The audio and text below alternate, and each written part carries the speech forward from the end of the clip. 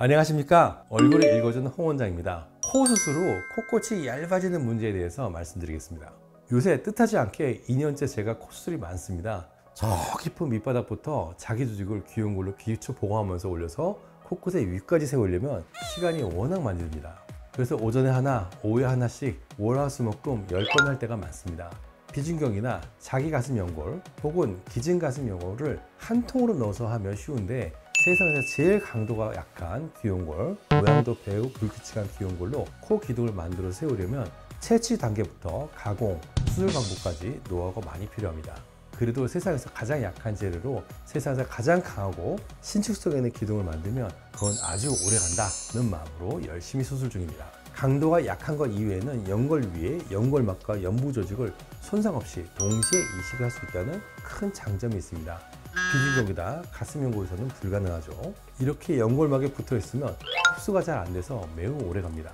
발생학적으로 연골막에서 연골을 만들어낸 것이라 서로 미시적으로 혈관 연결로 먹여 살려주거든요. 연골막이 있으면 장기적인 생존에 훨씬 더 유리합니다.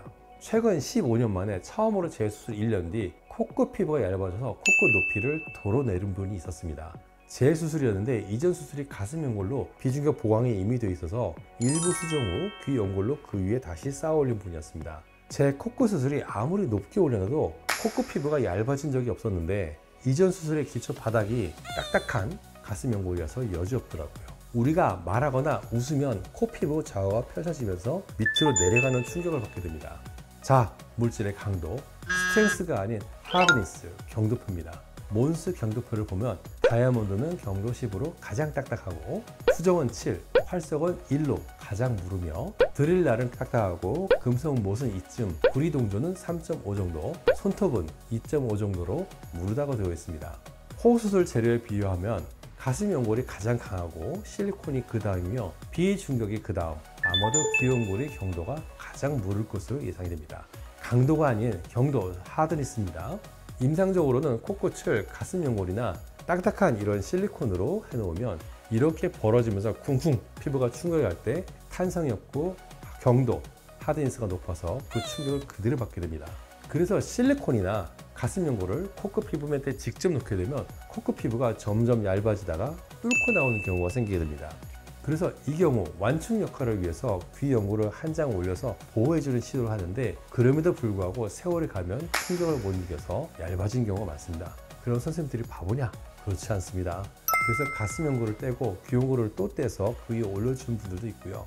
가슴 연골 위에 기증진피를 덧대서 최대한 보호해 주려는 시도를 합니다. 그래도 세월 가면 약해져서 코끝 피부가 얇아지는 경우가 많습니다. 가슴 연골은 딱딱해서 피부에 충격이 많이 가거든요. 저도 옛날 실리콘을 쓰던 시절 이 부분을 완화해 보려고 제가 잔머리를 좀 쓴 적이 있습니다. 여기 강남스타일 코 보형물이 있습니다.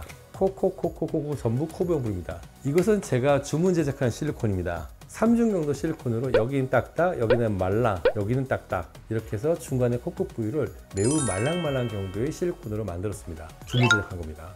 그래도 코끝이 점점 얇아지는 부작용은 어쩔 수가 없었습니다.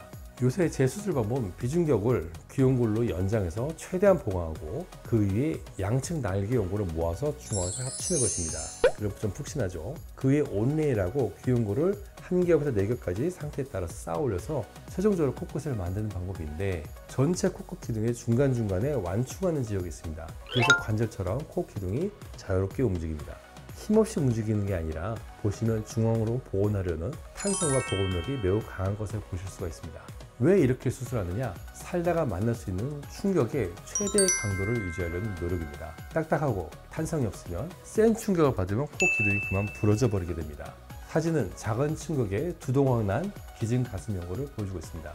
10여 년 전에 가슴 연골은 이렇게나 딱딱합니다 하고 알려주려고 건넸는데, 상담 고객이 제 앞에서 살짝 휘었는데 또까닥 부러져 버렸습니다. 비싼 거라 저도 식은땀 나고 고객도 식은땀 났는데, 가끔 있는 일이라고 회사에서 새 걸로 교환받았습니다. 잠깐! 가끔 있는 일이라고요? 더 이상은 노코멘트 합니다.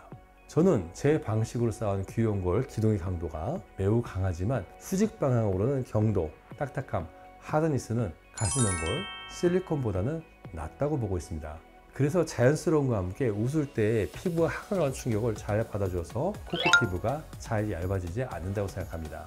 그런데 이번에 10몇 년 만에 처음으로 1년 만에 얇아진 사람이 한 명 생겼잖아요. 이분은 재수술 케이스로서 예전 다른 병원에서 가슴 연골을 세운 비중과 기둥을 조금 보수해서 재사용을 했습니다.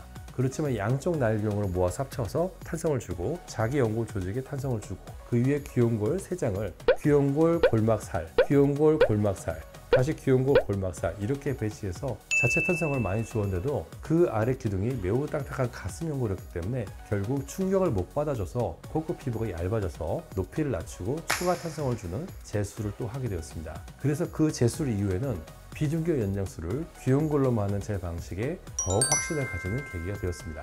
원래 코끝 연골은 말랑말랑한 연골입니다. 자연 구조가 이러니 자체 탄성을 키운 귀연골로 코끝을 올리는 방법이 훨씬 더 자연스럽다고 저는 생각합니다. 여기까지 홍 원장이었습니다. 감사합니다.